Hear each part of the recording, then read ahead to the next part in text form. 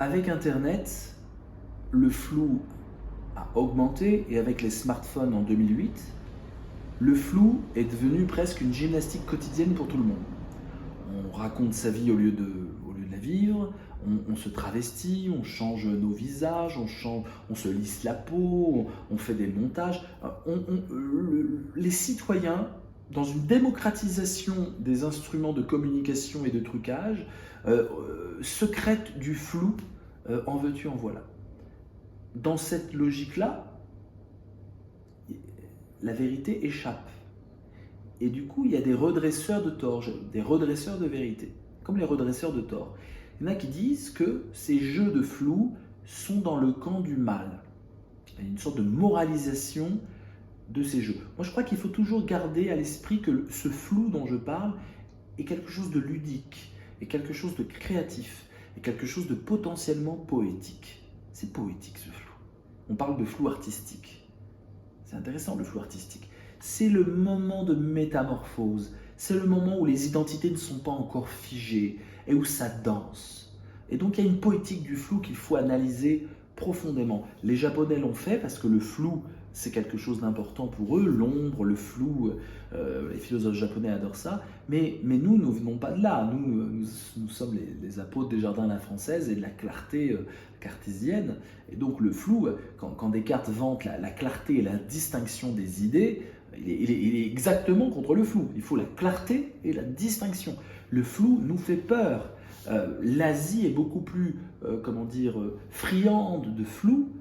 Pensez au yin ou yang, hein, le yin et le yang, c'est le même concept, c'est du yin-yang et ça va ensemble. Il n'y a jamais du yin pur et du yang pur.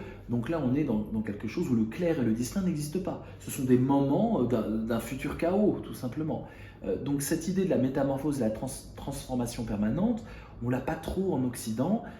Dans la pensée grecque, on l'a par Héraclite, voilà, qui disait on ne passe pas deux fois dans le même fleuve parce que l'eau coule. Héraclite, c'est être et ne pas être. Et on est dans quelque chose d'asiatique ou d'africain. Parménide, c'est être ou ne pas être. Et on ne peut pas être entre les deux. Donc nous sommes dans une époque héraclitéenne. Donc une époque où finalement, ceux qui sont parménidiens sont en panique. Et les parménidiens, c'est qui? Les parménidiens, c'est ceux qui ont moralisé la vérité comme étant la distinction pure et se font les chevaliers servants de la vérité. Et c'est une posture extrêmement dangereuse parce qu'ils sont trop dans le camp du bien pour être honnêtes.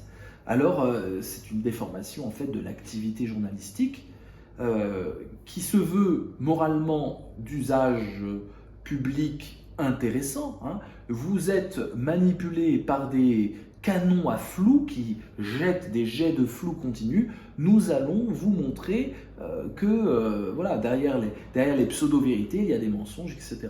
Et donc on a affaire à un dévoiement de cette activité très philosophique du journalisme, cherchant la vérité et trouvant des méthodes pour y arriver.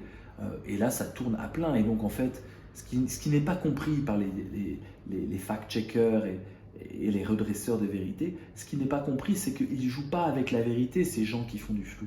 Ils jouent avec l'émotion que produit la révélation d'une soi-disant vérité. C'est la révélation elle-même que l'on cherche.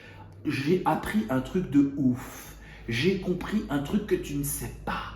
Oh, tu sais pas, c'est incroyable. Toutes ces sensations, vous savez, en français, on a peu de concepts pour exprimer le amazing, le wow.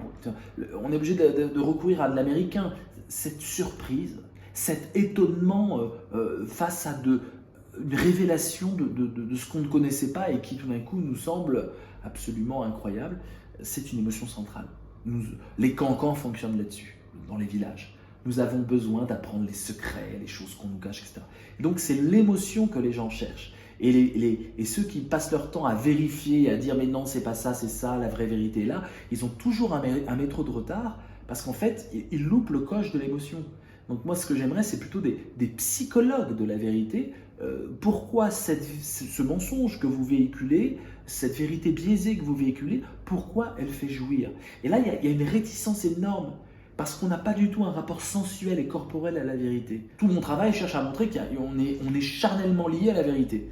Mais ça, c'est pas du tout dans l'esprit un peu français. Au contraire, le corps ne doit pas du tout se mêler de vérité.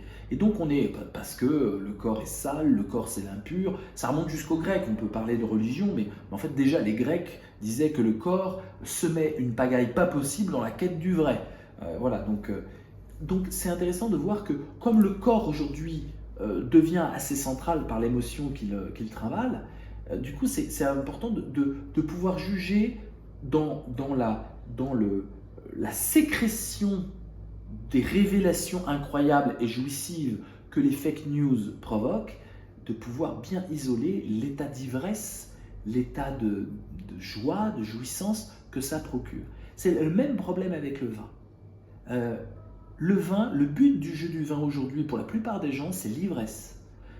Voilà. Mais on a tellement voulu en faire une distinction, en faire une sorte d'usage de l'élite, d'une certaine bourgeoisie, etc., qu'on a enlevé la recherche de l'ivresse, et des grands poètes romains, grecs, Omar Khayyam nous parle de l'ivresse du vin. Il ne nous dit pas quelle belle couleur a le vin et quelle belle odeur a le vin. On s'en fiche complètement. Les Romains, je vous le rappelle, diluaient le vin dans l'eau. C'était les barbares qui buvaient du vin pur. Il fallait diluer absolument le vin. Donc, le but était l'ivresse, a toujours été l'ivresse dans le vin. On vantait le vin par l'ivresse qu'il procurait. Aujourd'hui, quand vous ouvrez un coffee shop à Amsterdam, on ne vous dit pas ce cannabis a une odeur incroyable et une couleur sublime. On vous dit tu vas éprouver ça et ça, la montée va être comme ça, etc. Il y a des ivresses différentes avec les vins, elles ne sont pas documentées. Et bien pour la vérité c'est pareil. Pour la vérité, les gens veulent l'ivresse des fake news, l'ivresse des complots, l'ivresse des choses incroyables qui circulent sur les réseaux, et les fact-checkers veulent nous montrer que l'ivresse ça compte pas, on ne la regarde pas, on revient aux faits et on essaie de redresser la vérité. Ils ne parlent pas de la même chose. D'un côté, nous parlons d'une vérité avec des guillemets, hallucinatoire, excitante, jouissive, voilà, d'une fausse information qui fait jouir, et de l'autre côté, nous parlons d'une rectification pour donner l'information qui fait absolument plus jouir et qui a toujours un métro de retard. Donc on voit bien que cette nouvelle discipline n'a pas compris encore ce tournant philosophique d'une vérité qui était la norme de la culture produite par des experts à une vérité qui est coélaborée par tout le monde et avec des extensions populaires concernant la jouissance et l'ivresse.